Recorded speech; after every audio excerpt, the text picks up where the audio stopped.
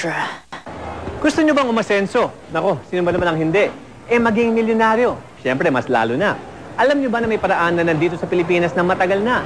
Ang tinatawag nilang networking. Pero sa dami ng mga negosyo tulad nito, kailangan malaman natin kung ano-ano ang lehitimo. Halika't panoorin natin na Usapang Negosyo.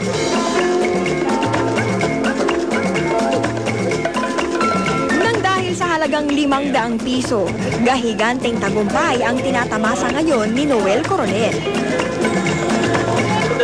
High school lamang ang tinapos ni Noel. Stockman at pagiging factory worker ang pinagkakakitaan. Ang 4,000 pisong kinikita, pilit na pinagkakasya para sa kanyang pamilya.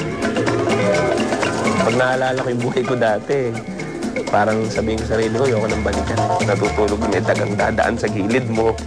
Kasi nga yung pintuan namin, sira-sira. May nakakapasok yung mga daga. Natutulog lang ako sa lapag, tapos mga anak ko kulang sa nutrition. Subalit isang malaking pagbabago ang nangyari kay Noel nang may mag-imbita sa kanyang sumali sa networking. Networking kasi is through recruitment or sponsoring, no? So our dealers would sign up, diba? And then they will now go through the process of the orientation, and then they will sponsor people. And then yun, paikot-ikot lang yun, paulit-ulit lang yun. Sponsor, share the business. Simple lamang ang paraan na ginagawa ni Noel. Nagbayad ng 500 pisong membership fee sa networking company. Matapos nito, ang mga produkto na dito'y makikita ang siyang ginamit ng kanyang buong pamilya. Ikinuwento lamang niya sa kanyang mga kaibigan at kakilala ang kanyang ginawa, hanggang ang sa mga ito ay naging miyembro na rin ng networking. I told myself na eto na yung magpapayaman sa akin. At saka sabi ko sa sarili ko, kaya ko to. Walang ginawa si Noel kundi kwentuhan ng mga kakilala tungkol sa nadiskubring networking. Sa loob ng 1 buwan, nakatanggap si Noel ng tsekeng nagkakahalaga ng 4,000 piso. Matapos ang ilang buwan, nagulat na lamang si Noel sa resulta ng kanyang mga kwento. Naging 31,000 na, as you can see, pinakita ko sa'yo. Tapos nag 40,000, tapos tumalo ng 80,000, tumalo ng 100,000, and I am earning 200,000 a month. Hindi sa panaginip, di akalain ni Noel nakikita siya ng ganong kalaking halaga. Binago talaga buhay namin. To the best. Napukwento ka lang, napukwento ka ba? Kung ba may kwento mo, may kwenta. Ang galing eh. Tapos binabayaran ka na. Ang maganda pa dito, hindi siya katulad ng employment na may boss, may bandy clock, hindi mo sarili oras mo.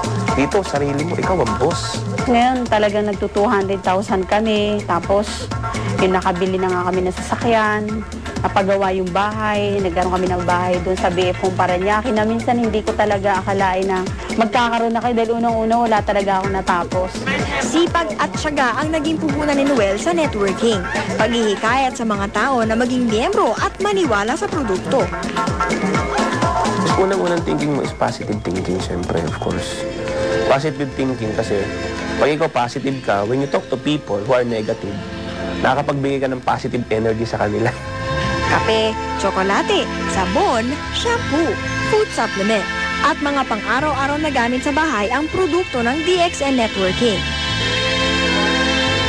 Nang dahil sa mga produktong ito, ang dating bahay sa Tondo ay napalitan ng condominium, nagkaroon ng sasakyan, at nabigyan ng magandang buhay ang buong pamilya. Ang nating ito, utang na loob ni Noel sa networking. Don't stop dreaming to the point na kumilos ka rin. Hanapin mo. Sabi nga nila, pag sinilang kang mahirap, hindi mo kasalanan. Pero pag namatay kang mahirap, kasalanan mo na. Kasi napakaraming opportunity. Look around you.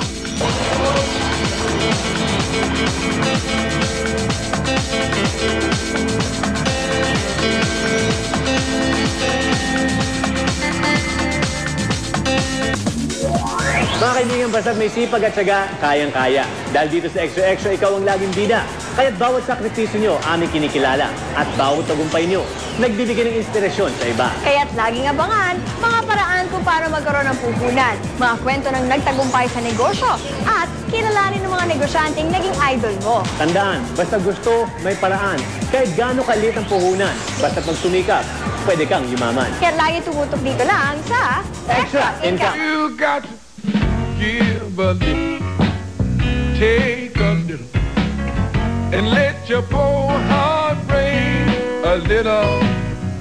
That's the story of Path to Glory.